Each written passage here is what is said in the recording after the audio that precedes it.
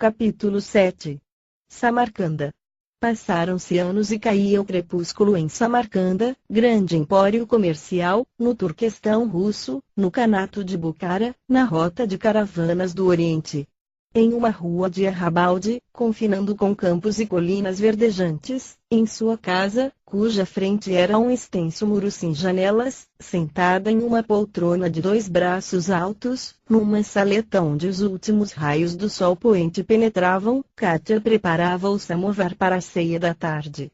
Estava só, acabrunhada, olhando a chama tremulante, rememorando o dia em que saltara da carroça à porta da casa, e a atitude alegre de Boris. "Eis a nossa casa, Kátia", dizia ele, enquanto ajudava a descer. "Aqui vamos viver em paz e criar nossos filhos. Aqui nasci e quero ser enterrado, neste chão sagrado onde repousam nossos antepassados." Falava ele entrando, puxando-a pela mão e gritando alegremente para dentro: "Mãe, mãe, onde estás?" Como ninguém respondesse, deixou-a na saleta de entrada e foi correndo todos os cômodos, chamando pela mãe. "Mãe, onde estás? É teu filho Boris que chega." Mas ninguém respondia. Saiu então para o pátio interno e viu-a, junto a um alpendre, agachada no chão, lidando com pintos. Chamou-a de novo e ela então voltou-se, levantando-se, vacilou um instante antes que o reconhecesse, e então caminhou para ele de braços abertos, chorando de emoção. És tu, o meu filho que estava perdido e que voltou à casa de sua velha mãe. Então estás vivo, não morreste?" "Sim, mãe, sou eu." "Não me esperavas mais, hein? Porque pensavas que eu tinha morrido?" Em tempo de guerra, as más notícias correm depressa e não se sabe de onde partem. Diziam que na certa havias morrido, porque teu regimento fora dizimado pelos invasores. E acreditaste logo no pior. E por que duvidar? Quantos morreram e não voltaram? Esta cidade ficou vazia com o recrutamento que fizeram, sob pena de castigo. E tens sofrido muito, mãe, com a minha longa ausência? Nem fale. Chorei desesperada. E que falta me fazias, não tendo mais o apoio forte da tua ajuda nos trabalhos do campo. Mas agora, graças à Virgem de Czestochowa, tenho-te de novo. Bem-vindo sejas, meu filho, ao teu velho lar. E chorava de alegria, e abraçava e beijava Boris, não se cansando de contemplá-lo. "Donde vieste agora?" "De Kiev. Mas vamos para dentro, que tenho uma surpresa para ti, vê se adivinhas." "Uma surpresa?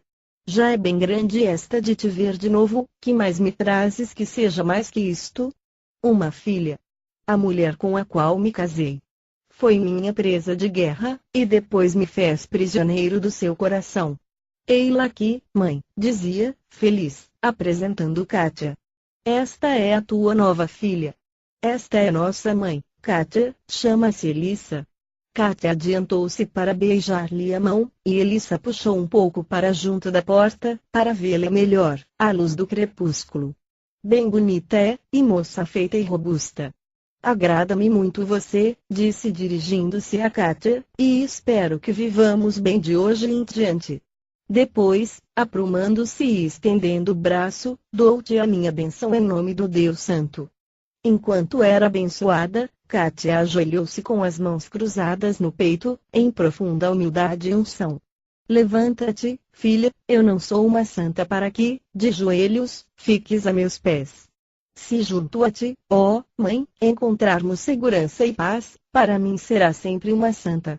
Parece que tens sofrido muito, só quem sofre fala dessa maneira. Senta-te aqui junto de mim, e te digo que posso dar-te a paz que tenho em mim e a fé na proteção de Deus, e a alegria que enche agora minha alma, pela volta de meu filho, são e salvo." E foram dias e noites seguidas de ternas emoções, lembranças e permuta de confidências intermináveis de uns para os outros, em expansões recíprocas de esperanças de vida melhor daí por diante, para todos, e preces fervorosas para que o amor e a harmonia reinasse entre eles para sempre. "Como a encontraste? Conta-me", pediu Elissa. "É uma história curta", disse Boris, "mas ouve lá. Eu servia em Kiev, no 3º de cavalaria, era tenente do 2º esquadrão e recebi ordem de partir para Kremenets, para servir junto a um regimento cosaco ali aquartelado. Segui no mesmo dia e quando me apresentei, soube que o regimento estava de partida para Mojaisk, perto de Moscou e tinha missão de entrar na perseguição do exército francês que, a essa hora, estava dentro da capital, mas, como encontrou a cidade em chamas, ali não poderia permanecer mais que poucos dias. Meu esquadrão foi reforçado ainda em Kiev, e partimos logo na manhã seguinte para nosso destino, aonde chegamos dias depois e permanecemos em observação dos movimentos do inimigo. Como havia sido previsto, não demorou que começasse a retirada para o oeste. Nós, que estávamos no caminho deles, vimos de longe quando a vanguarda se aproximava e nos emboscamos para atacar de surpresa. O regimento havia sido, na véspera, desmembrado em esquadrões isolados e cada um tinha um setor marcado de ação, na retaguarda da tropa retirante. Eu fiquei com o setor no meio, bem do eixo da estrada, que levava para Vyazma, Smolensk. A ordem era fustigar a retaguarda, não dar tréguas para impedir que o inimigo descansasse e, dessa forma fosse mais depressa, aniquilado. Para isso contávamos também com o frio, que já estava bem chegado, cobrindo os campos de neve espessa. Levei meu esquadrão a muitos combates e assim fomos nos aproximando da ponte do Berezina, onde contávamos apertá-lo e jogá-lo no rio. Toda vez que o inimigo parava para descansar, nós atacávamos de todos os lados, como um bando de corvos que se precipita sobre a presa. Nos primeiros dias a retaguarda deles ainda reagia bem, havendo baixas de parte a parte, mas, à medida que o tempo passava e o frio apertava, o esgotamento também veio e os pegou de ponta a ponta. Por fim não havia mais reação alguma que se chamasse combate, eles não tinham mais nem forças para caminhar, iam se deixando cair pela estrada gelada morrendo aos montes. Nós então os despojávamos do que possuíam de valor, principalmente de dinheiro e tocávamos para frente. Que é isso, Boris? Interrompeu Elissa, saquear vencidos e mortos não é próprio de soldados regulares.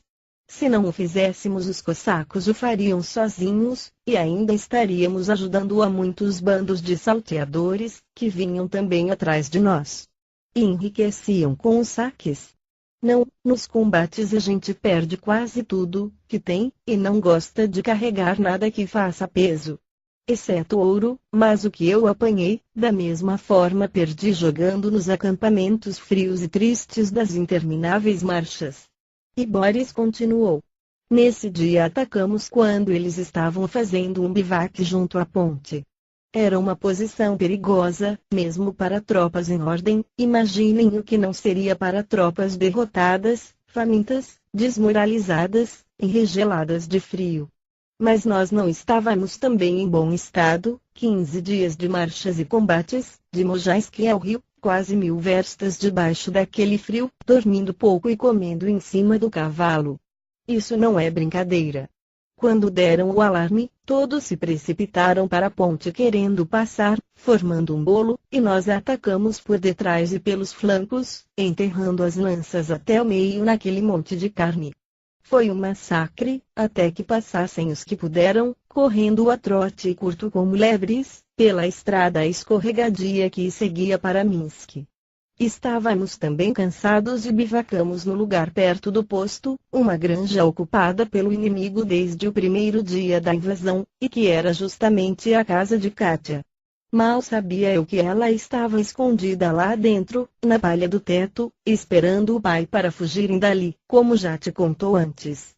Passei revista ao esquadrão, estava bem desfalcado e havia alguns feridos, porém, levemente. Mandei que dormissem todos, o sono não deixa sentir dores, disse eu, nem a fome, nem o desconforto, e fiquem bem junto dos cavalos para se aquecerem. Meu medo é que eles dormissem e os cavalos escapassem, buscando pasto, pois, também, estavam famintos há 2 dias. E as sentinelas, tenente? Onde as colocamos? Perguntou Piotr, o sargento. Dispenso, o inimigo não volta atrás e tudo está calmo. Mas quando eu disse que podiam dormir porque o inimigo não voltaria, calculem que festa não fizeram. Acenderam fogo, assaram carne das rações de reserva e cantaram as canções deles por longo tempo. Mas de repente ouvimos barulho e gritos aos fundos do nosso bivac e corri para lá. Foi quando vi Kátia pela primeira vez. Estava cercada por um grupo de soldados maltrapilhos e gritava por socorro. Era a segunda vez que tentava fugir do posto. Pedindo o auxílio dos meus, libertei-a, e levei ao posto declarando-a minha prisioneira, assim ninguém mexeria com ela. E aí ficamos até que veio a ordem de nos reunirmos ao regimento em Kiev, enquanto os cossacos, que seguiram nos calcanhares dos retirantes até a Polônia, passavam de volta pela estrada, seguindo para suas casas, aos grupos, alegres e barulhentos como sempre eram.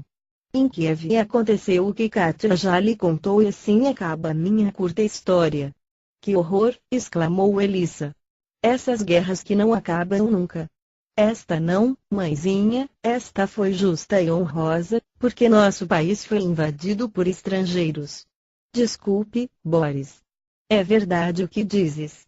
Foi uma guerra justa e vocês dois viveram nela e cumpriram com seus deveres. E ainda encontrei a minha esposa querida, acrescentou Boris, fitando Kátia. Nesse ponto Kátia despertou do seu transe de lembranças, o chá esfriara e fazia frio. Reavivou o samovar, ajeitou-se de novo na poltrona e mergulhou de novo no passado. Quando a vida retomou o seu ritmo normal, ela passou a ser o esteio sólido da vida doméstica, porque Elissa já estava muito idosa, cheia de dores e achaques, e Vasily, o servo que ajudava na casa, não tinha mais forças para executar trabalhos pesados. Limitava-se a olhar as aves, a horta e as cabras, que permaneciam nos fundos, na divisa do campo. Boris passou a ajudá-lo e tudo logo se normalizou, trazendo alegria e paz, àqueles seres humildes e desambiciosos. Mas não durou muito tempo que a inquietação voltasse. Vasily sofreu uma queda, que ofendeu a espinha e ficou semi-paralisado das pernas, e sobre Boris acumulou-se todo o peso do trabalho, inclusive o serviço externo de sair com a carroça para compras, trocas, etc., além dos cuidados a dar ao velho Vasily pessoalmente. Não tardou que demonstrasse seu aborrecimento. Falarei hoje mesmo. Mas Vasily não tem família que possa tomar conta dele? Que eu saiba, não tem. Vive aqui há muitos anos, pagamos-lhe um salário baixo e agora não podemos jogá-lo na rua. Certamente, mãe. De maneira nenhuma. Nessa mesma noite Kátia falou com Boris. Conversei hoje com nossa mãe. Ela diz que não tem recursos para assalariar um homem que te ajude. O que pagava a Vasily pode pagar a outro, respondeu Boris secamente. Ela diz que pagou sempre salário baixo a Vasily, e agora, que ele está inutilizado, não deve ser privado do descanso merecido, diz que não tem ninguém por ele. A colheita está próxima e logo depois vêm os trabalhos de cuidar dela, vender, armazenar, e depois cuidar outra vez da terra. Quem vai ajudar? Uma moça bonita que se chama Kátia. Deixe de brincadeira. Não é brincadeira. Eu sou forte e cuidarei do resto, enquanto descansas. Nossa alegria durou pouco, Kátia, não me adapto mais aos serviços da casa. Talvez possa regimentar-me de novo, neste país ninguém vai saber que fui preso por espião e condenado. Não, isso não. Não podemos abandonar os dois pobres velhos. Tu ficarias com eles. Como assim? Pensas em abandonar-me também, já tão logo? Esqueces que abandonei tudo para viver contigo e com tua família? E se eu o fizer, de qualquer maneira? Se isso acontecer, farei o que me cumpre, como tua esposa e como cristã. Bem sabes que jamais tive uma vida fácil. Mas não me digas que tal coisa é verdade. Talvez o seja. Estou aborrecido com esta vida tediosa e pobre. Disse isso e saiu para a rua, regressando quase ao alvorecer. Insone nessa longa noite, Kátia tomou as decisões que lhe pareceram mais acertadas, mas, antes que adormecesse de cansaço, ainda ouviu a porta bater, e Boris entrar no quarto e deitar-se sem fazer ruído, julgando-a adormecida, e foi com esse pensamento de que ele ainda amava, como nos primeiros dias, que finalmente adormeceu. Logo pela manhã, ainda estremunhada de sono, encontrou-se com Elissa na cozinha e, antes que esta a interrogasse, comunicou que tudo estava acertado. De que jeito? Tomarei conta do Vasily. Tenho prática de enfermagem e Boris fica somente com o campo. Quando o serviço apertar com a colheita ajudarei também em tudo e assim ele descansa. Não quero que você lide com Vasily, isso não é serviço para mulheres, disse Boris que estava entrando e ouvira o final da conversa. Por que não? Bem sabes que este foi serviço que durante muitos anos executei em Kiev. Será que esqueceste? Não esqueci, mas não quero que o faças agora. Então te ajudarei no campo. Também não, é serviço pesado demais para você. Mas então, como queres resolver as dificuldades? Já disse, quero arregimentar-me de novo, não dou mais para esta vida de camponês. Que tem ele, Kátia? Já não é mais o mesmo? Perguntava Elissa, inquieta. Já nem brinca mais com o Léo, e o pobre cão arranha o chão quando ele passa perto e segue, sem mesmo olhar para ele. Não é nada grave, mãe, não se torture com isso. Acho que é. Não me esconda nada, porque assim será mais fácil para resolvermos as dificuldades. É o caso do Vasily, explicou Kátia. Boris está sobrecarregado de trabalho e não gosta do serviço de enfermeiro, passa o dia todo lavrando, plantando, colhendo, consertando cercas e também não gosta disso. Mas bem sabes que não podemos abandonar a pouca terra que temos. Também não temos meios para contratar outro servo. Que fazer? Tratar um assalariado até a colheita, e assim Boris descansa. Não temos dinheiro, repetiu Elissa, mormente com Vasily às nossas costas. Em todo caso fale com ele. Quem sabe ele arranja um empréstimo ou outra coisa qualquer. Não me fales assim, filho, interveio Elissa, já sofri demais, não tens pena de tua pobre mãe. Mas Boris saiu sem dizer mais nada. Kátia procurou aquietar Elissa, consolando-a como a pôde, e ambas ficaram na expectativa ansiosa de perderem Boris. Mas isso durou pouco porque, no dia seguinte, ele retomou o trabalho normalmente e não tocou mais no assunto desagradável. Depois contou a Kátia que os engajamentos estavam suspensos, e vários oficiais estavam sendo licenciados, porque havia paz na Europa. Mas alguns anos passaram e tudo continuava no mesmo. Como não havia filhos, tanto Boris como Elissa não perdiam oportunidade de se lastimarem. Nos meios rurais exigiam-se mulheres fecundas, para perpetuar recursos de mão de obra e garantir a sucessão das lideranças familiares. A falta de filhos era um impedimento sério à estabilidade do regime conjugal. Kátia sabia disso e sofria com os remoques da sogra, cada dia mais envelhecida e doente, e do marido, que se julgava diminuído perante os conhecidos. Nas suas noites de insônia Kátia perguntava a si mesmo se seria ela a culpada, ou seria ele Boris. Como saber? E a dúvida se tornou insuportável, até que resolveu agir de outra maneira. Começou a alegar doenças, dores nas costas, tonteiras, indisposição para o trabalho, e um dia não levantou da cama. Mas vejo-te corada e sempre robusta, reclamava a Elissa, que subira ao quarto para vê-la. Mas estou mesmo doente, mãe. Boris não pode fazer o serviço sozinho. Não posso ir. Vou ao médico da vila. Está louca. Não temos dinheiro fácil. Já falaste com Boris? Não. Resolvi agora mesmo. Faço muita falta. Vou acabar com as dificuldades e também com as reclamações sobre filhos. Estou cansada de ouvir isso. Saltou da cama, vestiu-se às pressas, antes que Elissa fosse chamar Boris, e num instante atrelou o cavalo na carroça velha e partiu. Enquanto guiava pela estrada esburacada, ia pensando como agir com o médico. Seu plano era procurar o Dr. Rodine. Levava no bolso algumas moedas que economizara nos gastos da casa. Chovia quando parou frente à casa do médico e ele mesmo atendeu a porta do consultório. Pode entrar. Já esteve aqui antes? Já estive, há alguns meses, pedindo remédio para um servo paralisado das pernas. Esqueceu? Ah, lembro-me. O doente melhorou? Não, senhor, quase nada. É assim mesmo, paralisia não melhora. E agora que deseja? Kátia contou-lhe o seu drama, a ausência de filhos, as reclamações da sogra e do marido, queria saber ao certo se era ela a culpada, e se havia remédio para isso ou não.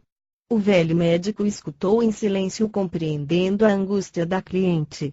Não era comum naquela região a esterilidade das mulheres, eram quase sempre bem formadas, robustas, equilibradas e valiam tanto como os homens no trabalho, e essa que ali estava parece que não fazia exceção à regra. Fez as perguntas e os exames, e não viu nada a que pudesse se apegar.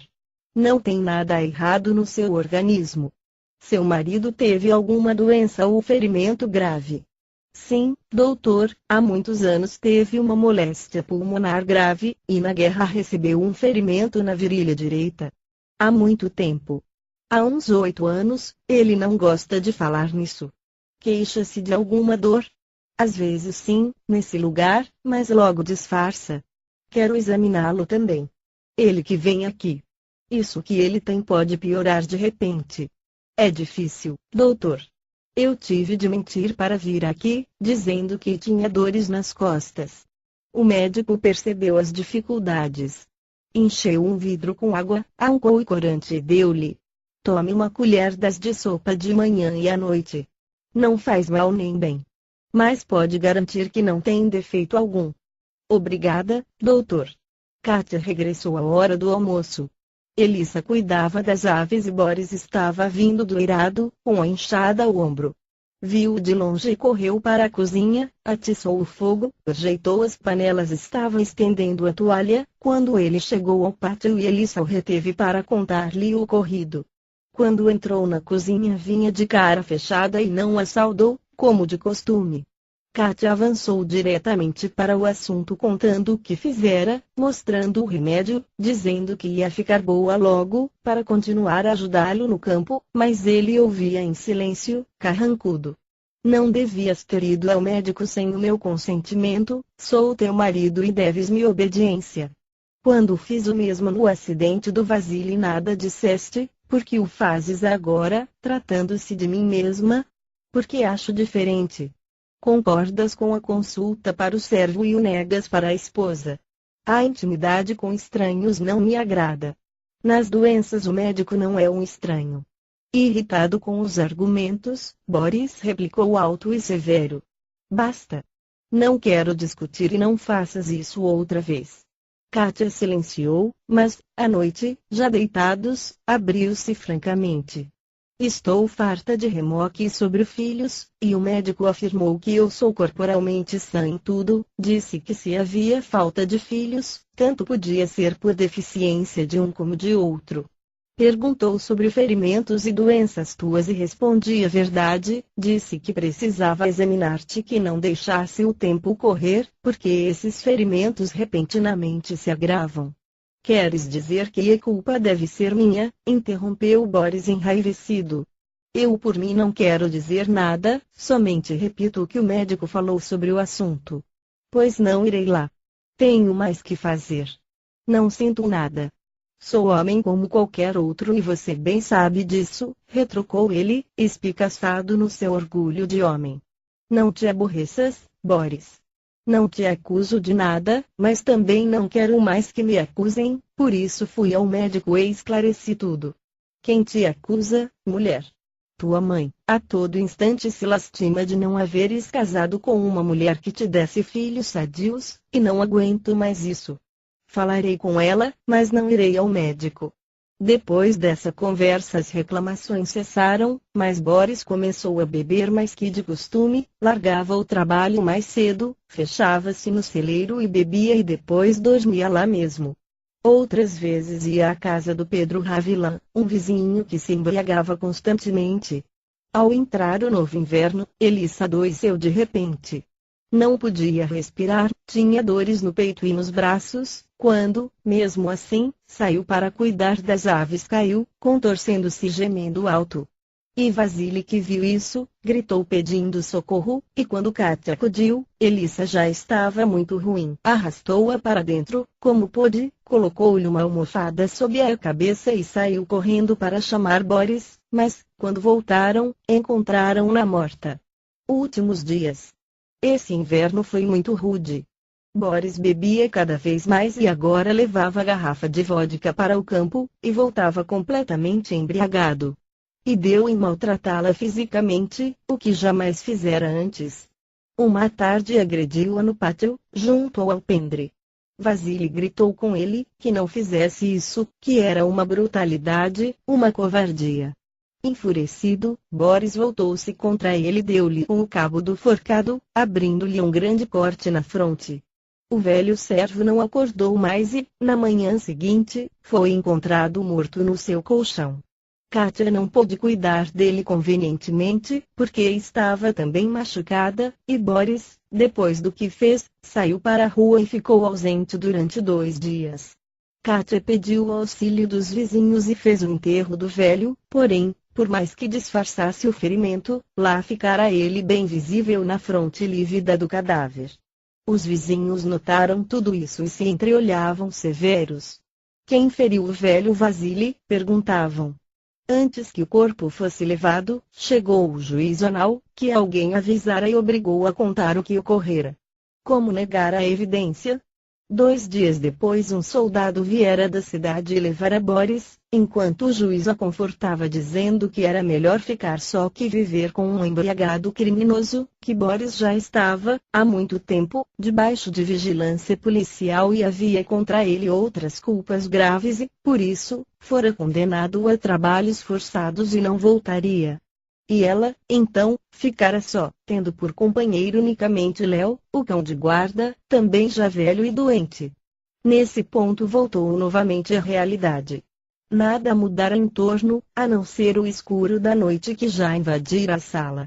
Tomou sozinha a refeição, sentindo o coração fechado e a alma triste como a noite. Não tinha sono, somente angústia e medo da solidão. Levou comida para Léo e voltou para a poltrona, disposta a deitar-se somente quando o sono viesse. Mas este não vinha e por isso prosseguiu no transe da relembrança, no qual estava mais ou menos mergulhada há muitas horas. Recordar o que fora sua vida a partir desse dia, era penoso, a eterna inquietação, sempre sozinha na casa, ouvindo lá fora os uivos do cão, que respondia aos uivos do vento nas árvores, os rumores que vinham do cercado das cabras, tudo lhe infundia medo e desgosto. Só então, sentiu no mais íntimo, a necessidade do convívio humano. Uma semana depois do enterro de Vasily e da prisão de Boris, resolveu vender a propriedade e mudar-se para a cidade mais próxima, onde se empregaria em qualquer casa ou oficina, mas nesse instante lembrou-se das últimas palavras de Madre Viviana, à hora da despedida em Kiev. Minha filha, compreendo teus anseios, mas sei que vais trocar a paz deste claustro pelas incertezas da vida na sociedade dos homens, brutais e egoístas. Lembra-te, porém, que, quando não tiveres mais possibilidades de vida nesse meio hostil, volta para nós, e nossas portas se abrirão, acolhedoras, para ti como já o fizeram nos dias passados. Foi uma luz que lhe veio, vender a propriedade e recolher-se de novo ao mosteiro de Kiev, para o resto dos seus dias. Mas despertou do devaneio ouvindo batidas na porta e ladridos de Léo, amarrado no pátio interno. Abriu de leve o postigo da porta e viu que a sombra já se estendera pela vastidão da planície, semeada de luzes esparsas. Tomou uma lanterna e fez incidir a luz sobre o vulto de um homem alto e forte, de barba cerrada e curta, que estava parado do lado de fora, trazia às costas uma mochila, cujas alas se cruzavam no peito largo. Quem bate? Um viandante, senhora, um homem de paz. Abriu a porta de todo e viu que o peregrino a saudava, juntando as mãos à altura do peito e curvando-se respeitosamente. Quem sois e que desejais? Estou à procura de trabalho e indicaram-me esta casa, dizendo que aqui o encontraria. Receosa do desconhecido, ela esquivou-se. É engano, a colheita já foi feita e no momento não precisamos de nada. Senhora, retrucou o viajante, sou um homem honrado e tenho necessidade de agasalho, porque venho de longe e estou cansado. Podeis, pelo menos, dar-me abrigo por esta noite? Seu olhar era tão límpido e seu porte tão distinto que Kátia resolveu recebê-lo, mesmo estando sozinha em casa. Sendo assim, vou dar-lhe abrigo no celeiro por esta noite. Rodei a casa, disse, indicando-lhe com a mão a direção, e vou abrir o portão do pátio. O hóspede seguiu a indicação, rodeou a casa pela direita e, quando encontrou o portão, entrou para o pátio, enquanto Kátia estava abrindo a porta do celeiro. Enquanto eu estiver aqui, o cão não lhe fará mal algum, disse ela, e depois que entrar, feche a porta do celeiro. Nada receie por mim, senhora, vosso cão não me fará mal algum, e, dizendo isso, aproximou-se de Léo e o afagou na cabeça, sendo correspondido pelo animal. É a primeira vez que ele não se enfurece com estranhos. Os cães, senhora, melhor que os homens, são sensíveis aos bons fluidos. Fluidos, que é isso? É uma força que sai de nós e vem para fora, não se vê, mas se sentem os efeitos. Se é bom o fluido, a gente se sente bem e, se é mau, a gente logo fica indisposto. Nunca lhe aconteceu sentir-se mal à simples aproximação de uma pessoa? Muitas vezes, até com gente de casa. Pois é assim mesmo, e isso serve para conhecer as pessoas com as quais tratamos. O cão já percebeu que meus sentimentos são bons. Só pelo faro? Não é faro, senhora, é uma sensibilidade interna, da própria alma. Os cães também veem os espíritos nos corpos. As almas das pessoas, não é isso? Exatamente, a alma, o espírito, o ser invisível que habita nosso corpo. Se os fluidos deles têm cores claras, como o azul, o verde, o branco, o rosa, o amarelo, os cães sentem que são bons, mas se são vermelhos, roxos, cinzentos, eles sabem que são ruins. Então os cães conhecem as cores? Qualquer animal conhece. Os touros não se enfurecem com o vermelho. É verdade, sei disso. Mas entre para o celeiro e descanse, vou arranjar-lhe o que comer. Que o senhor a recompense pela sua bondade. Na cozinha, Kátia sentou-se no tamborete, junto à mesa e pensou nas coisas estranhas que estavam acontecendo, o silêncio do Léo, a sabedoria do peregrino, sua figura austera, a autoridade com que falava, o bem que sentia em sua presença e a segurança que a animava agora, afastado o temor que a invadira momentos antes. Mas era preciso ter cuidado, ele não passava de um desconhecido e podia ser um simples malfeitor, apesar de tudo. Mas ao mesmo tempo que pensava assim, tinha uma intuição firme de que era um homem bom, que lhe faria bem e não mal, tinha certeza que podia confiar nele, afinal de contas, não era um hóspede que pedira abrigo. Avivou o fogo, aqueceu a ceia, arrumou a mesa, coisa que não fazia há muitos dias. Preparou o samovar, ali mesmo, numa mesinha baixa ao lado e, chegando à porta, gritou pelo hóspede, pedindo que esse tomara a ceia.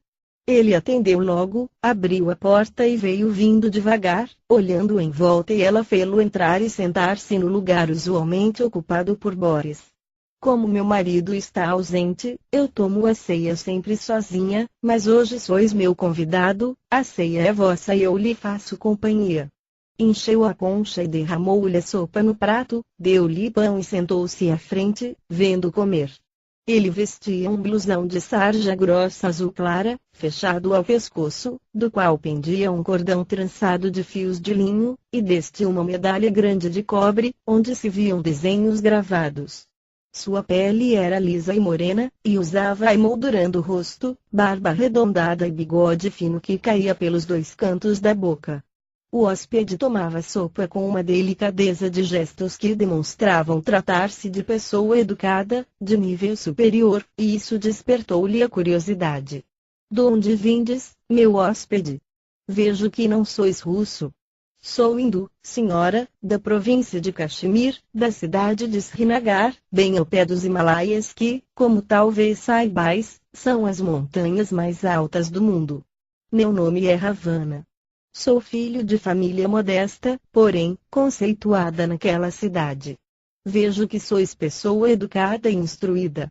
Tenho um tio que pertence à casta dos Brahmanes, foi quem me criou, pois que sou órfão, ele queria encaminhar-me desde criança, para as provas sacerdotais, mas fracassei, porque critiquei o culto da deusa Kali, e com isso desencadeei sobre mim o ódio dos fanáticos seguidores do ídolo.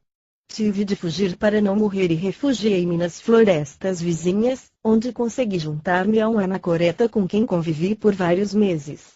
Mas a estagnação da vida nesse ambiente, a extrema e aflitiva solidão que somente as intermináveis meditações amenizam, pareceram-me improdutivas e impróprias para um jovem como eu. Atravessei então a fronteira, e venho desde aí peregrinando por inúmeros lugares, para conhecer o mundo e amadurecer em experiências novas. Nesse andar sem destino cheguei aqui e pretendo seguir para a Polônia, que é uma espécie de antecâmara da Europa. Que é um anacoreta? É um homem que abandonou a vida civilizada, o convívio com seus semelhantes, e vive nas florestas e em lugares ermos, passando o tempo a meditar, a desprender-se do mundo material, para penetrar, mais depressa, no Nirvana. Penso que sabe o que digo. Não conheço bem os termos, mas tenho ideia do que seja. Vivi muitos anos em um mosteiro cristão em Kiev. Ah, deve então entender o que falo. Onde fica Kiev? Muito longe daqui, junto à Ucrânia polaca. Mas peço que prossiga, o que fala é ensinamento para mim, deve ter aprendido muita coisa convivendo com faquires, não é verdade? Não falei em faquires, senhora. O anacoreta, a quem me referi, era simplesmente um místico, mas não nego que aprendi muito com ele, por isso é que posso dizer-lhe, antes que me esqueça, que a irmã viverá ainda vários anos, porém fora desta casa. Terá vida mais sossegada, porém, trabalhosa e, depois de tudo descansará para voltar a viver em outro país, no Ocidente, onde poderá instruir-se e desenvolver poderes espirituais dos quais não tem hoje a menor ideia. E agora, se me permite, vou retirar-me, meu tempo é curto. Levantou-se e, com os braços para o alto, invocou as bênçãos de Parabrahma para sua hospedeira, e a proteção dos espíritos guardiões. Kátia queria retê-lo para conversar mais tempo, mas ele afastou-se logo para o celeiro, onde se fechou. Impressionada, Kátia ainda permaneceu longo tempo sentada junto à mesa, meditando no que ele dissera, assim, de forma tão imprevista, que ainda viveria algum tempo fora de casa, e depois voltaria a viver em outro país, no Ocidente. Que quereria ele dizer voltaria a viver noutro país? Perguntaria ele na manhã seguinte.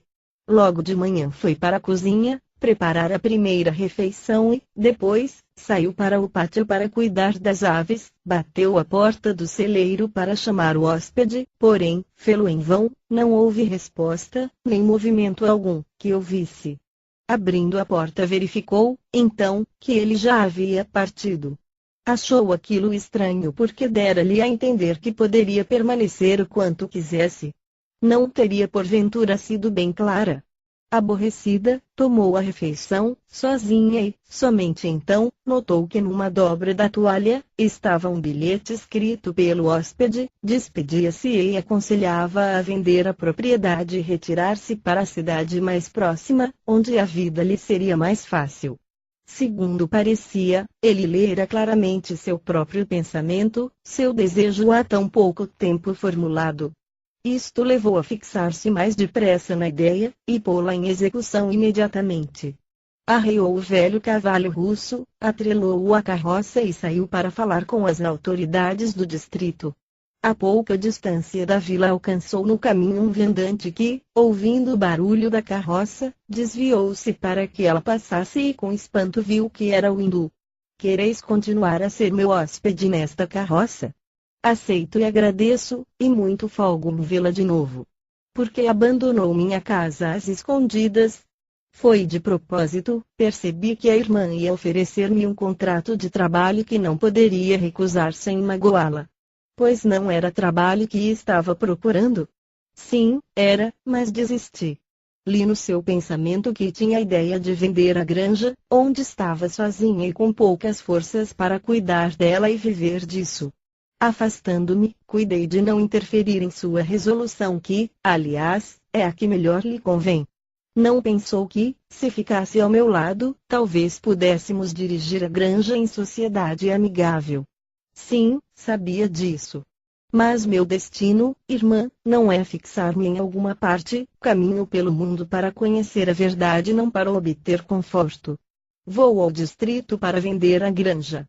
Bem sei, antes de nos separarmos, quero repetir que a irmã terá vida mais sossegada agora e será feliz, no que for possível. Estou ansiosa por descansar, esquecer, morrer. Nada se esquece, irmã, tudo se grava na mente do espírito, através de suas inumeráveis vidas, e assim, vivendo, morrendo, lembrando, tornando a nascer e a viver, vai aprendendo, se aperfeiçoando, evoluindo. Esta é a lei de Para-Abram, o absoluto. Não me lembro de nada do que vivi antes. Hás de lembrar, na próxima vida, porque esta já está caminhando para a terminação, tuas provas já foram feitas, e, então, também te lembrarás deste peregrino, que passou por tua vida, nestes dias, como um risco de luz. Desejo agora que me deixe aqui, e novamente invoco as forças do bem em teu benefício. Kátia parou a carroça e Ravana desceu, juntou as mãos à frente do peito como em prece, curvou-se na saudação do seu país e afastou-se por um trilho lateral da estrada. E Kátia, emocionada com os olhos úmidos de lágrimas, não sabia por quê, prosseguiu angustiada sua curta viagem. Na sede do distrito tudo foi surpreendentemente fácil e logo apareceu quem se interessasse pela compra. Estipulado o preço e demais condições, foi a transação realizada sem mais demora e Kátia voltou com o comprador e duas testemunhas para entregar a propriedade, receber o pagamento e seguir imediatamente em uma caravana prestes a partir para Smolensk, sua terra natal, iniciando assim um novo período de vida. Após o descanso de uma semana, em uma estalagem, onde já se hospedara antes, em viagem com Boris, procurou o emprego de enfermeira, e o próprio estalajadeiro indicou-lhe Dr. Herzog, que possuía, ali perto, uma clínica muito movimentada e na certa a contrataria. De fato, o médico agradou-se de sua modéstia, sua capacidade demonstrada, no ato, com doentes que estavam sendo atendidos e assim passou a trabalhar imediatamente, tomando-lhe o novo trabalho maior parte do tempo do dia. Nesse emprego esteve 4 anos, durante os quais reproduziu as atividades de caridade assistencial para necessitados, que exercera em Kiev, atendendo, nas folgas, doentes pobres, no seu quarto da clínica e também a domicílio, nos bairros pobres da cidade, consumindo nesse esforço o restante das energias físicas que ainda possuía, no organismo depauperado e envelhecido. No inverno do último desses anos, adoeceu gravemente dos pulmões, moléstia que resistiu a todos os cuidados e tratamentos que lhe foram dados, vindo a falecer na mesma clínica. Nos últimos instantes, duas imagens lhe bailaram, bem claras e luminosas na visão já empanada pelas sombras da morte, a de Marcos, que via caído no chão, coberto de neve, chamando por ela, nas ânsias da morte, e a de Ravana, o hindu, imponente e misterioso, à beira da estrada, naquela manhã, a caminho da vila. Estas foram as últimas visões que teve deste mundo triste e, serena e emocionada, voltou-se para Jesus, o Salvador, pedindo que essa vida futura que iria viver, não fosse num país como aquele tão agreste, onde os pobres morrem de frio e de fome, e a vida é esmagada pela solidão, mas que fosse num país de sol, de luz, de calor e de ternura nas almas e de alegria nos corações. E assim morreu Kátia, em Smolensk, em 1869.